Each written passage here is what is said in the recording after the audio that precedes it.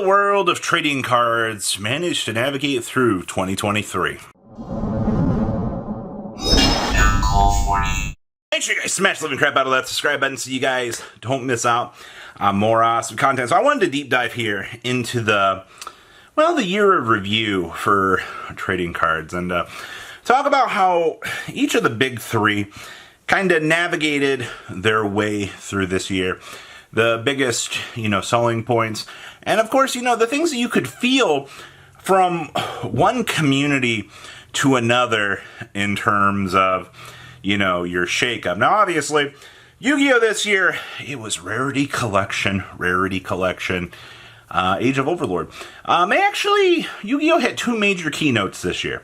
They managed to power creep the existing meta with Age of Overlord, by far the best core set of the year. I do emphasize core set, and then I think Rarity Collection was the best set of the year, period. The insane value that set has going for it, that was hidden behind it.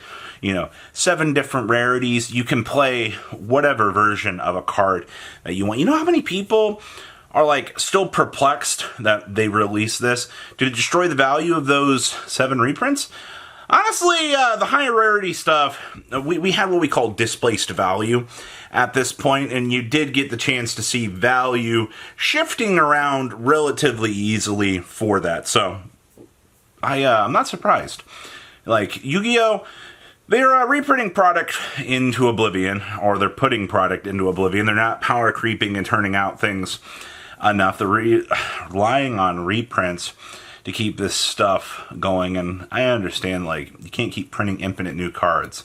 You gotta make sure things stay affordable and things like that, but okay. So, also, the negatives of Yu-Gi-Oh! Like I just said, reprint galore, things like that, but, Yu-Gi-Oh! This year did manage to hammer out a couple of bangers, so that's good. Now, jump over to Magic the Gathering over here.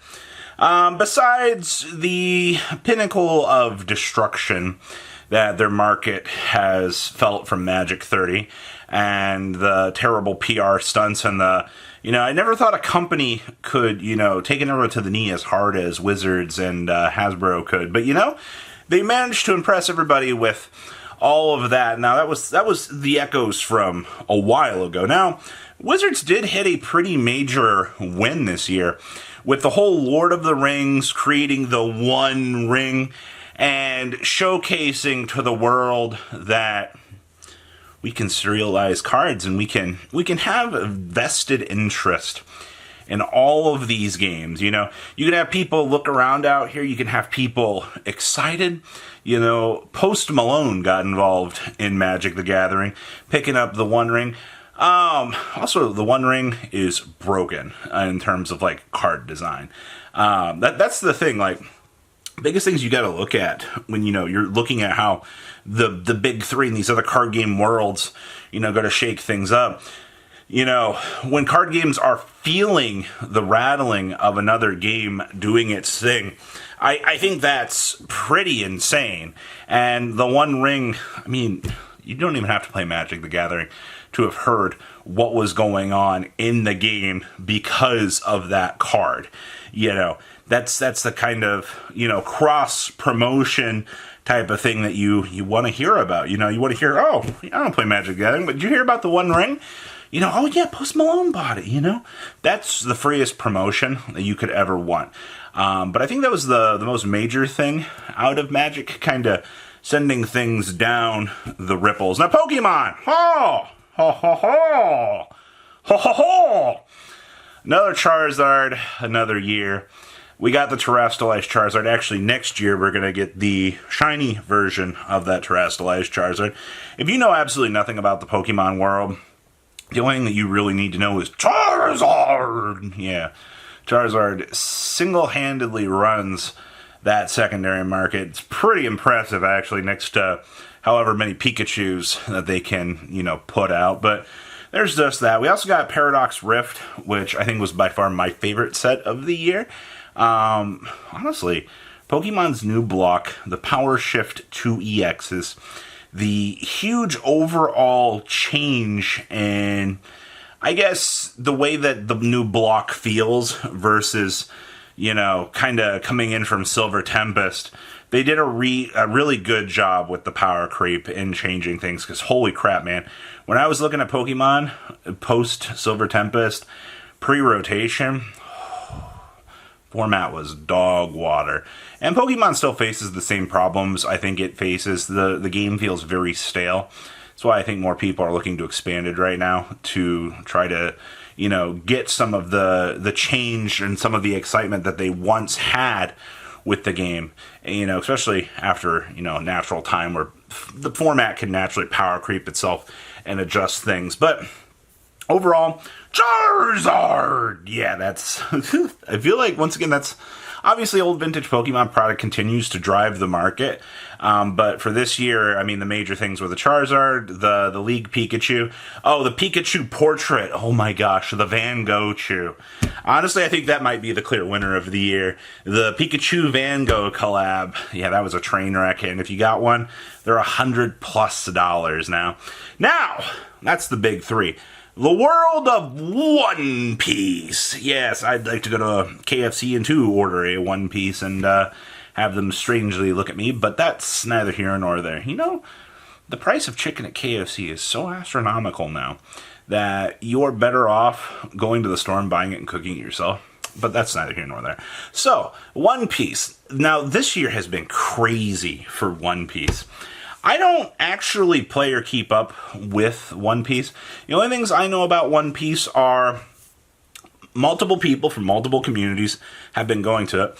I've been seeing Pokemon players and Yu-Gi-Oh players actually complaining that all of these players are now going to One Piece and their timeline that they were once following for these other gamers is converting to One Piece. That's good. That's very, very good for the One Piece game. That means that players are turning their heads to this game and they're getting excited for it. Also, One Piece just had the biggest set release that they could ever have. Well, you got a $1,100, like $1,500. Last look, it's probably more now for a Gear 5 Luffy. And that's crazy insane. Building off of the hype for Gear 5 Luffy into the trading card game itself definitely drew players in. And also, I always do the same thing. One Piece is fun. You should try it. You should get behind this. You should try this and, do your thing. Honestly, I think at the end of the year, every game had its own success this year. But when you're looking at One Piece, I think they're the clear overall winner at the end here, as they are drawing in massive players from across everywhere to this. It's actually insane right now. So how's the rest of the trading card game world looking here? I hear Bandai Digimon players complaining about ban list every other week. Terrible management. Actually, overall, it's not been... The Bandai games are the Bandai games. That's why I don't necessarily have the most faith in One Piece, but... when you have that much love for an IP, that's okay. Digimon, yeah, people complaining about ban list. Battle Spirits, the player base feels like it's eroding very quickly. I'm sad to see that one happen, but we'll have to wait and see. Vanguard is doing okay right now. Though, at the end of the year here, players are complaining about upcoming product fatigue is definitely a very real thing right now in the Vanguard community. No surprise there. Why Schwarz? The competitive scene is doing fine for that game. Actually, I'm pretty impressed with how Weiss is doing. Dragon Ball is adjusting through their transition into a new card game. It's not looking too good over there. You guys got Bandai. Yeah, look how the Naruto trading card game felt back in the day. Trading card games I didn't mention. I think that's everything that I kind of keep up with. I don't know much about Flesh and Blood. I know that they're still running huge events. People are still excited about that. There's a couple of other new card games coming down the way here for this, but I wanted to kind of hit on the highlights for the year, for the things that I personally have seen, and honestly what will kind of venture on in to the next year here of successes for the trading card game world. Remember, it just takes one thing for the echoes to be heard throughout the TCG world. And to the people that don't think that the world of TCG is echo, they do. All right, you'll learn that the longer you've been here. You guys have a good rest of your day, all right? Patrons, thank you.